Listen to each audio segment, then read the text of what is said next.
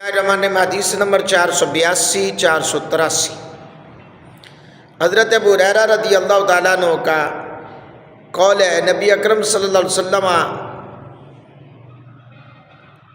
نے ارشاد فرمایا، جس شخص نے نماز کی ایک رکعت پا لی اس نے اس نماز کو پا لیا۔ جی ہاں، ایک رکعت بھی پا لے اس نے نماز جمعہ کو پا لیا۔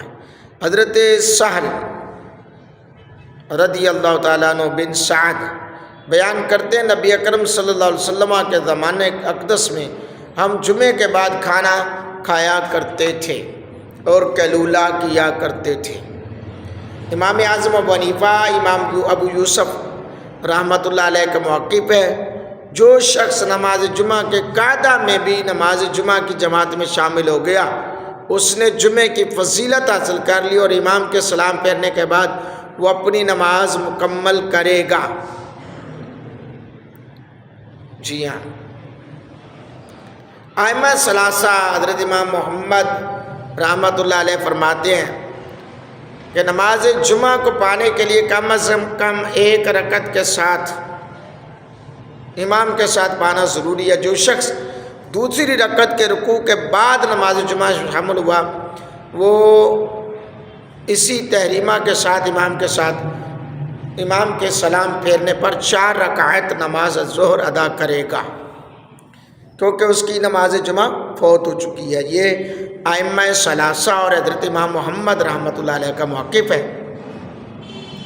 امام اعظم ابو حنیفہ رحمۃ اللہ علیہ کا موقف ہے کہ جو شخص نماز جمعہ کی دوسری رکعت کے رکوع کے بعد جماعت میں شامل ہوا وہ امام کے سلام پھیرنے کے بعد حسب معمول نماز جمعہ کی 2 رکعت مکمل کرے گا۔ آپ نے حضرت ابو ہریرہ رضی اللہ تعالیٰ عنہ کی روایت سے استدلال کیا ہے۔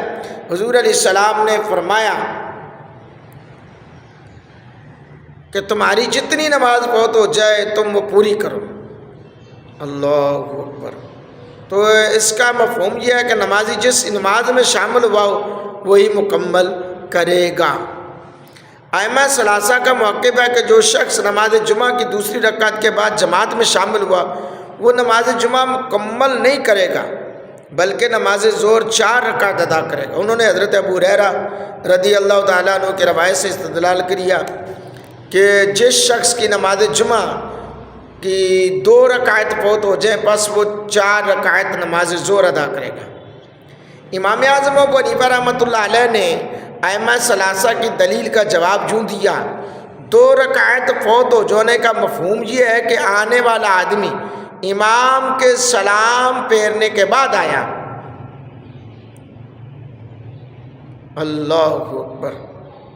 تو اس وقت جو ہے وہ 4 ظہر کی پڑے گا، بصورت دیگر وہ 2 رکعت میں شامل ہو کر باقی کی نماز جمعہ کی مکمل کرے گا۔